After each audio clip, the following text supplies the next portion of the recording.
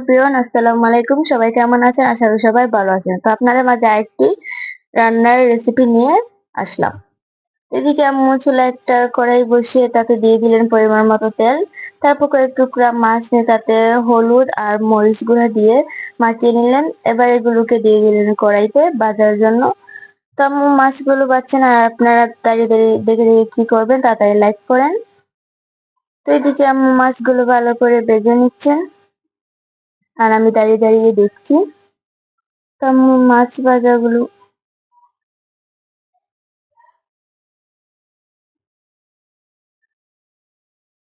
তো দেন এদিকে আম্মু মাছ ভাজা হয়ে গেছে যার কারণে মাছগুলোকে আম্মু এবার উঠিয়ে নিয়েছেন।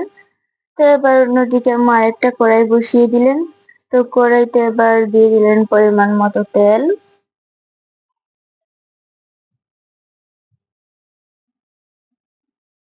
তো তেলগুলো দেওয়ার পরে এবার আম্মু দিয়ে দিলেন রসুন কুচি।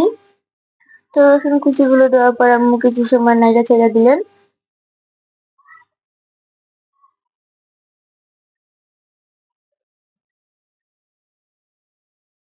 তো এবার আম্মু এতে দিয়ে দিলেন পেঁয়াজ কুচি। পেঁয়াজ কুচি দেওয়ার পর আম্মু আবার কিছু সময় নাড়া চাড়া সবকিছু একসাথে এড করে নিচ্ছেন।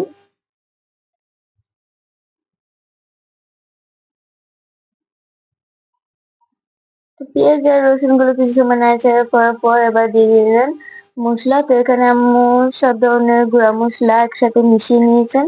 মিশানোর পর এবার এগুলোকে পেঁয়াজ রসুনে ঢেলে দিলেন।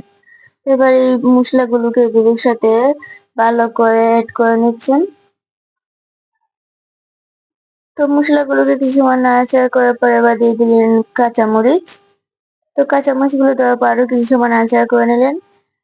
এবার আম্মু দিয়ে দিলেন ডেঙ্গা শাক। তো এটাকে আমরা ডেঙ্গা শাক বলে থাকি, তো তোমরা কি বলো অবশ্যই কমেন্টে বলে যাবেন। তো এবার এই ডেঙ্গা শাকগুলোকে মশলার সাথে ভালো করে মিক্স করে নিচ্ছেন। এবার কিছু সময় ঢাকনা যেন রেখে দিলেন। এবার ঢাকনাটা খোলার পর দেখেন তো ঢাকনাটা তোলার পর আম্মু কিছু সময় শাকটা নাড়েছেন। এখন দিয়ে দিলেন পরিমাণ মতো পানি। তো পানি দেওয়ার পর এবার আরো কিছু সময় আম্মু নাড়েচাড়ে আবার ঢেকে রেখে দিলেন। তো এবার দেখুন ঢাকনাটা উঠানোর পর এবার আম্মু দিয়ে দিলেন উপর থেকে মাছ। ওই যে মাছগুলা ভেজে রেখেছিলেন। মাছগুলো দেওয়ার পর এই শাকের সাথে মাছগুলো ভালো করে মিক্স করে নিচ্ছেন।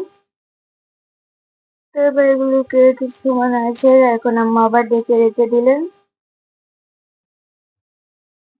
তো ডেকে রাখার পর এবার উঠে দেখুন আমাদের রান্না হয়ে গেছে। তো আজকের ভিডিও এই পর্যন্তই ছিল। আর এই খাবারটা কিন্তু অসম্ভব মজা, আপনারাও ট্রাই করবেন যারা খান না। তো আল্লাহ হাফেজ।